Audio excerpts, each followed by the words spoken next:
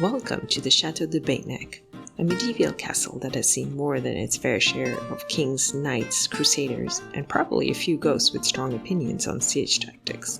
Because this place was once controlled by King Richard the Lionheart. Yes, the English crusader king walked these halls. Beynac was a Plantagenet prize, right in the heart of the battle between the French and English crowns. Because back in the day, this was one of the front lines of the 100 Years' War. Get ready for warring families, English invasions, and a castle that never flinched. Château de Beynac is located in the Dordogne Valley, about 6 hours away from Paris. It is in the region of Nouvelle-Aquitaine and was built in the 12th century by the barons of Beynac. The castle was designed to be one thing, untouchable. Perched 150 meters above the Dordogne River, the cliff face is so steep that no siege engine could reach it. The only way in? Through a narrow, winding path, and that was not ideal while being peppered with arrows. At the time, defensive capabilities in the area were very important. This was Nouvelle-Aquitaine, a duchy that had changed alliances. Eleanor, the Duchess of Aquitaine, had had her marriage to the French king Louis VII annulled for not giving him a son. But Eleanor was a power player like no other. She promptly married the English king Henry II of England and gave him 5 sons and 3 daughters. Though Eleanor probably never lived at Beynac, her legacy looms large here as her actions shaped its destinies. One of her many children was King Richard the Lionheart. The English Plantagenet king was already the Duke of Normandy, having inherited the title from his father, a descendant of William the Conqueror. Through his mother, he was now also the Duke of Aquitaine. This meant that large swaths of France were ruled by the English crown. The Dukes of Aquitaine and Normandy were technically supposed to pay liege to the French crown, but with a name like Lionheart, Richard was not the sort to pay liege to anyone.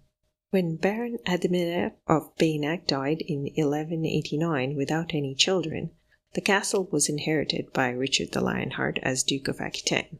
It stood directly across the Dordogne River from its rival, Château de Castelnaud, which was usually on the opposite side of alliances. For centuries, the two castles stared each other down, like stone-faced enemies locked in a very intense staring contest. And with good reason, because with all the intermarriages between the royal families in the medieval era, the Plantagenet kings were closely related to the French royals, and could actually claim the French crown themselves. This was the impetus for the 100 Years' War, and Château de Beynac was on the front lines.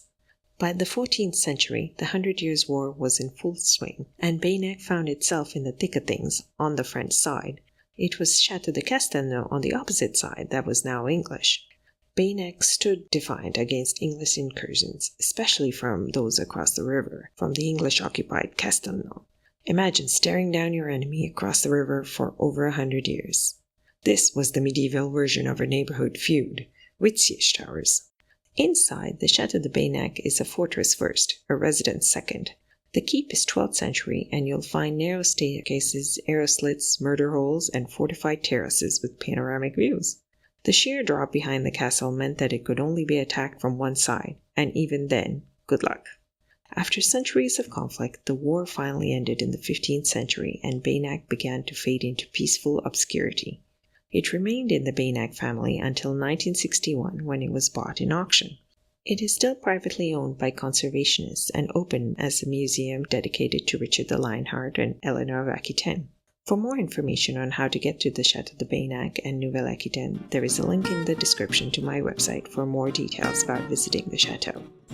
If you enjoyed this video, don't forget to like, subscribe, and hit the bell for more stories from France and beyond. Thanks for watching. À bientôt.